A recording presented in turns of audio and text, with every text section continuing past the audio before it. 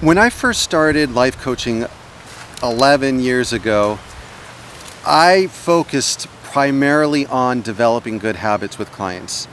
And with some really great success, we would set action items and goals and habits up, and they would accomplish them. Some struggle, and so we'd work on it, try to learn from it, and just overall developing really healthy habits, like good sleep, eating healthy foods, exercising, and then there were social goals, career goals, financial goals. Like, just developing good habits will take you so far in life. And once you do it for an extended period of time, and it's not 21 days for most habits, it becomes automatic. And it feels so good, and it really changes the course of your life. When you have good habits, you feel good about yourself. You feel confident, you feel worthy. Like, some people struggle with low self-esteem. When you start developing good, healthy habits, you really feel like, hey, you know what? Someone will be very fortunate to be in a relationship with me because I bring a lot of value. And I really got good at getting people dialed in with their habits. And it didn't work 100% of the time. I have some clients that absolutely struggle with developing consistency with habits, and then we work on finding an alternative way to maintain their productivity, their habits that they want to, and we just have a much looser structure, or the goals that they want to accomplish. But the one thing that I really was unaware of when I first started coaching is, like, you can have a ship that is a magnificent ship with a good hull, good sails going, and you mapped out where you want to go. If there is a small hole in the ship or a small leak, over time that is going to sink the ship. And I started seeing this with clients, and even in my own life, where there were certain that hole in the ship. I would call them bad habits in our personal life. The bad habits that we have that derail us from what we want to accomplish in life. It's absolutely amazing. And until those are properly addressed, it can really be a challenge to stay consistent with your good habits or to accomplish the goals that you want in your life. And it's almost just as important the good habits you do as important the bad habits that you avoid, or the addictions that you are able to overcome. Because addictions, bad habits, have such a huge ripple effect. And when you just take each one of them individually and you look at them and you go, you know what, in the short run, I'm just having a cigarette. What's the big deal? And that's one we can all relate to. But the long-term consequences of that are absolutely huge. I even have clients that are or were addicted to marijuana. And in the short run, you say, it helps me relax, it helps me sleep, whatever. But the long-term consequences of it is absolutely shocking, and how it changes your brain and how it can increase anxiety. And I know, hey, if some of you smoke marijuana, this is not a blanket statement. If it works for you, great. But I know for some people, it does not work, and it creates those devastating long-term results or consequences. And this goes for everything. If the foods that we eat, each time we put the fork or spoon to our mouth, we are making a decision of what type of future self we want. We are making a vote. I want my future self to be healthy, or I want my future self to be overweight and unhealthy. And the cumulative effect of just those habitual poor food choices or addictive food choices, or eating for comfort, or emotional eating, or eating from pleasure is really, it does take its toll on the body. And when we have a bad habit, when we have an addiction, we've given up control of almost like our free will. I know we still have free will and we can choose it, but the bad habit begins to own us. It hijacks our brain, and we become enslaved to the addiction or the bad habit. And that's one thing in my life, is I never want to be enslaved to something. I never want something else to be my master and have that loss of control or that empowerment to make choices of what I want to do and what I don't want to do, keeping in mind my future self. And I have clients that struggle with porn, and the ripple effect of that is also huge. It affects their relationships. It affects some guys get ED from it, and it affects how they see women. It affects the standards, their expectations, their sexual expectations. It affects how attracted they are to their partner. And the list goes on and on and on. And it really also, when you give into your addiction, it erodes your self-control.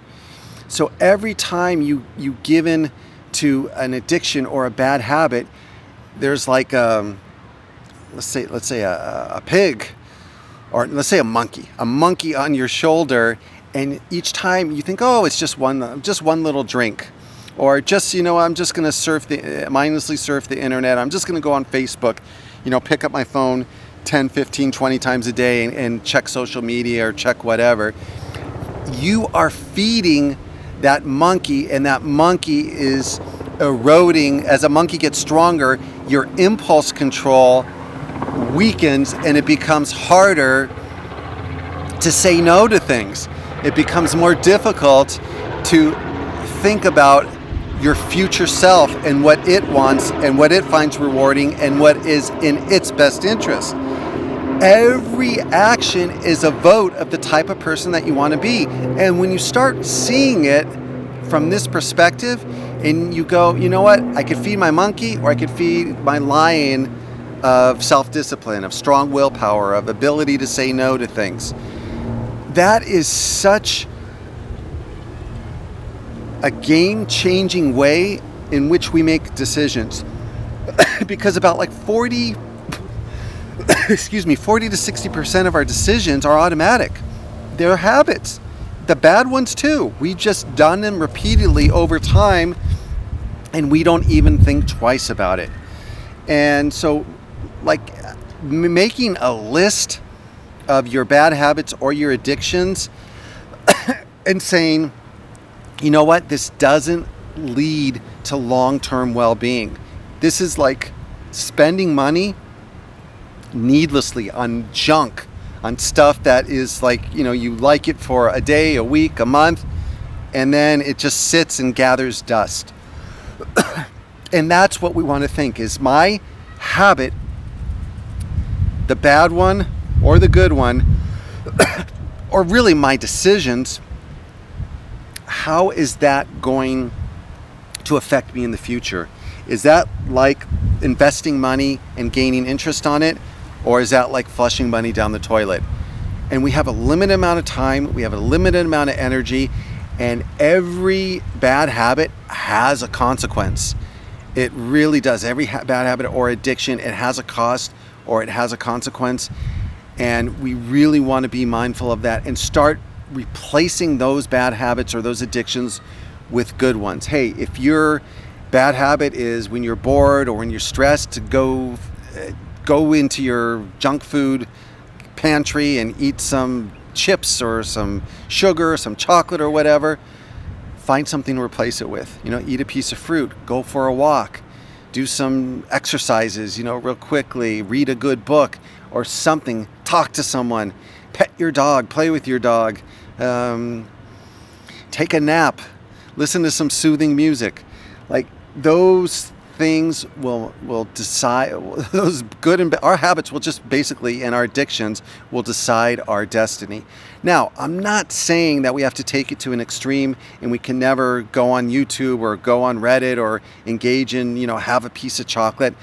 It's not like that, but if you are the type of person that has certain addictions, you do need to eventually go cold turkey. And in fact, that's probably the only way, like in AA, they say an alcoholic can't have one drink.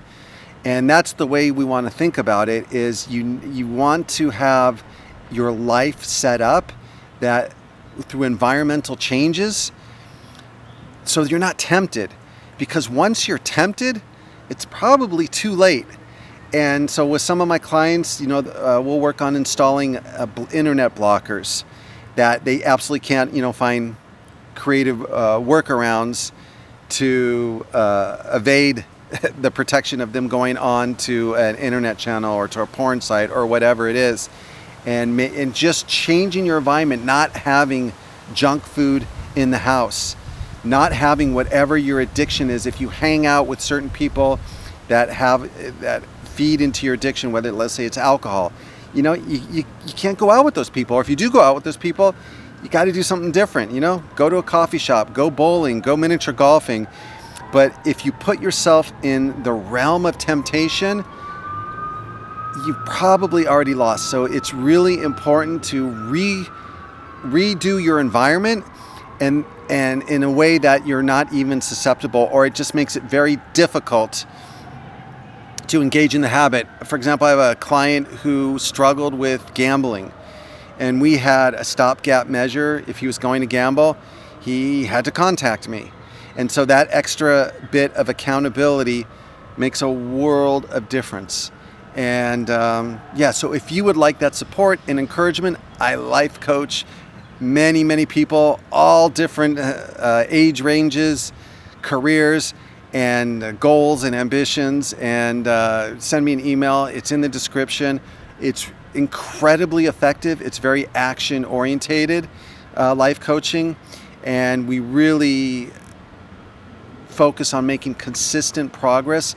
And it's a gentle accountability. But when you have accountability from someone that's not a family member or friend, it really makes a world of difference. So if you'd like that support, and not only that, but just having someone that can guide you and give you effective strategies to accomplish what you want out of life, it's you'll be thankful you did it. And I know some people are reluctant to give it a try. So I make it really easy to give it a try. The consultation is absolutely free, no obligation after that. The first session is $20 off, no obligation after that. And then after that, it's ridiculously affordable. Students have life coaching. I coach students as well. So if you like these types of videos, please like and subscribe. If you want, this is all I do. This is my sole career, my sole income. So if you'd like to support the channel by making a PayPal donation, even if it's small, or make a small monthly donation, it's really greatly appreciated and really encourages me to continue putting out content that you might find valuable. And I read all your comments and appreciate all your comments and your support. And thank you so much. And I look forward to the next time. Bye-bye.